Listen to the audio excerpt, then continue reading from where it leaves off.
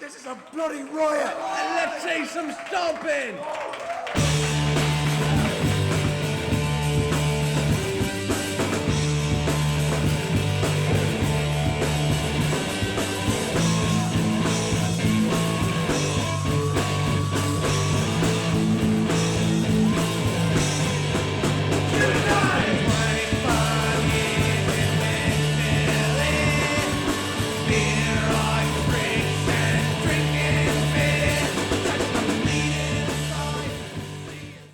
Good morning. So, little response video for the public at large here. I'm going to talk about my top 10 favorite UK punk LPs. These were all off the top of my head. I actually sat down with my phone and composed a list and then forgot to check it as I went and pulled a few things. There's a few big choices that weren't on this. A few obvious choices, rather. A few things that probably should have been on here, like anything by GBH. We're listening to GBH right now to kind of make up for that. This is the singles collection. Rudimentary Peni probably should have been on here. A couple of other big ones, but these are all off the top of my head, just combing through the stacks. Vinyl Richie originally did a couple of these. I think he's on his 11 through 20. I'm just going to do 10. Eric Bauer did one as well. So I felt kind of prompted to do one of these myself and go through some of my top UK punk records. Just for fun. These types of topics are good. It's not a lot of heavy lifting, you know? So after I take a sip of this delicious seltzer, we'll get into it. No particular order. All these are from the 70s and 80s except for one crucial one. Speaking of crucial, up first, Discharge, Realities of War. I don't know if this is an OG pressing, but it's definitely old. Clay Records, their second 7-inch from 1980. 4 songs, Realities of War, They Declare It, But After the Gig, and Society's Victims. Society's Victim, singular. Clay, nuclear stacks there. I've actually taken a train past those, I think, when I was in England, which was really weird for me. Got that iconic spiky jacket. This has been ripped off by so many bands for flyers, album art, backs of jackets. It just gets really meta when you see a jacket on a jacket. People replace that logo with all kinds of stuff. Iconic for a reason. Very early second wave UK punk that was abrasive, fuzzy, angry, pissed. Something about just how this hits you sonically when you put it on the turntable is just really something. It just feels like a bomb going off for good reason. Next up, Subhumans, Day the Country Died. I actually wanted to choose From the Cradle to the Grave, and I went through my stacks and I no longer possess that record. I don't know what happened to it, which makes me really sad. That probably is my favorite Subhumans record, but no cheating, I don't own it anymore. As far as full-length albums by the Subhumans, this would be my second choice. I do like the EP LP quite a bit that compiles all their early 7-inches. Dick Lucas is a lyrical master. Just speaking about things socially and politically, he does it like no other. I feel like he talked about a lot of the topics that Crass and a lot of the other anarcho bands talked about in a much more human, relatable way. The music is equal parts kind of anthemic punk, leaning into fast, angry hardcore with some interesting, almost bordering on proggy, kind of reggae influenced stuff, just touches of that here and there. Hell of a bunch of players, play their asses off. I've seen them live numerous times and they sound like they do on record. They don't have a single bad record at all either. Next up, Blitz, Voice of a Generation. Man, I fucking love this band. Pioneering street punk, oi, whatever you want to call it. Catchy, anthemic, anti-system, pissed punk band. 82. This came out on No Future Records. I think it's No Future #1. Punk 1. This has got so many jams on it. Warriors, which was covered by Judge. We Are the Boys. Time Bomb. Voice of a Generation. I Don't Need You. My personal favorite, Propaganda. lyrics that probably everybody could take a cue from these days. Moscow closed down. Plenty of vitriol and anger and venom and spite on this, but also great hooks, catchiness. There's a little bit, I feel like, shadows of what was to come later when they were to turn into more of a new wave oriented kind of band, especially on songs like Warriors and Bleed and stuff like that. Very cool. At times shadowy, but mostly just raucous stuff. Next up, speaking of shadowy, the Exploited's horror epics. I don't know if this would be the pick for a lot of people that are fans of this band as their favorite, but it's always been mine. Wedged right in between their straight up like pogo punk UK 82 street punk style of their previous records and their later metal era. I like their metal era quite a bit, actually.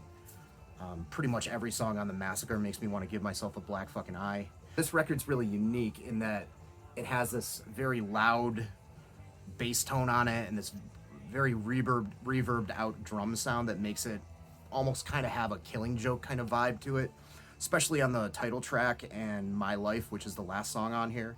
Kind of spooky, even though they have like plenty of ripping, fast, angry punk songs on this. They retain that weird recording quality, which I really like. And you can't go wrong with a cover with this vampire that's just about to snatch up Waddy, change him into a vampire. I don't know. It's an interesting image there. Kind of cheesy. I love it. It reminds me of the vampire episode of The Young Ones. I'm actually a driving instructor from Johannesburg.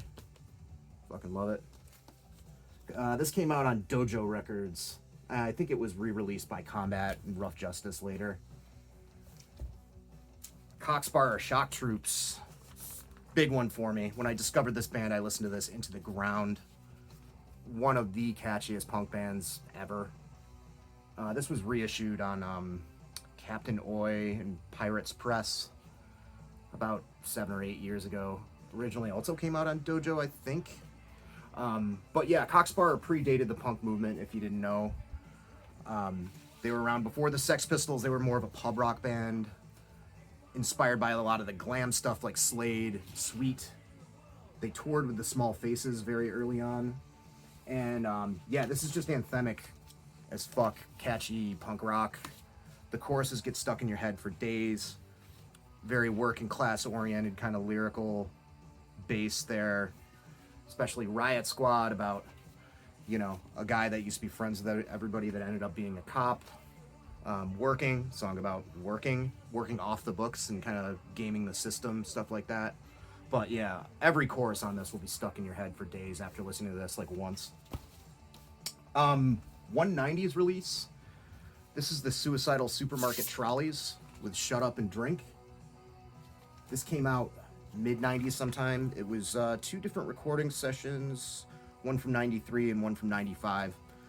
Tacked together on 1 LP. This is vicious, snotty pogo punk that just doesn't stop. Super tight musicianship. Just pissed vocals. Obviously very British sounding. Kind of, you know, Brit punk snotty vocals. While a lot of their label mates and friends were doing gloomy kind of crust stuff, these guys decided to take it back to the old school, as it were. And the results were fantastic. This is a great, just straight up, fast, angry, violent kind of pogo punk record. Came out on Profane Existence, probably in 95 or so. Along the same lines, my favorite Chaos UK. 100% 2 fingers in the air punk rock. This actually got released on Century Media. I think recently it's gotten a vinyl pressing, which I wouldn't mind picking up. I love this record. A lot of people go for all the earlier stuff, the Burning Britain EP, the Blue record, Short Sharp Shock, hard to say, Short Sharp Shock, all that kind of stuff. I like that stuff, but all the way through those records get a little bleary and fuzzed out and a little bit too falling apart sounding for me. This is just staccato, punchy, jump up and down and beer, fucking, again, kind of pogo punk sort of stuff, and I fucking love it.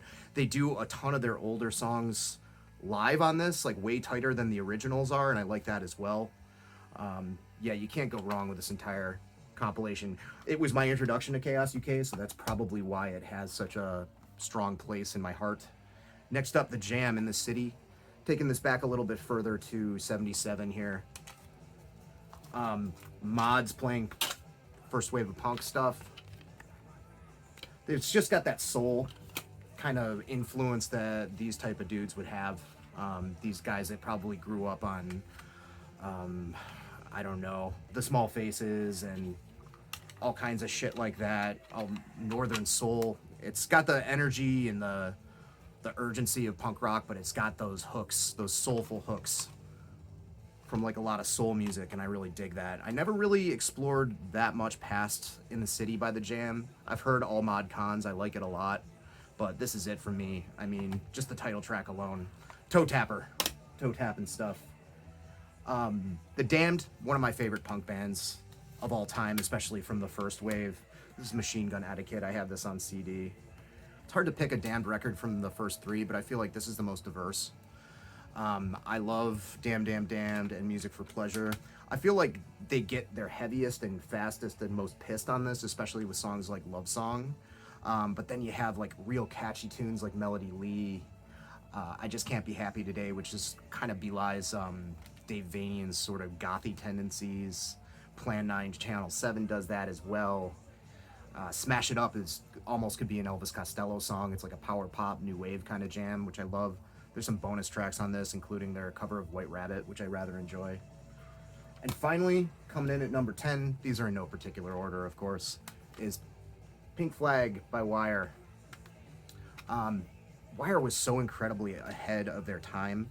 I don't think it's any mistake that Minor Threat covered 12XU on here. There was something about the short and to the point songwriting on this with all these little minute-long ditties that really nailed down and influenced an entire generation of bands, nailed down a writing style and influenced an entire generation of bands, that is.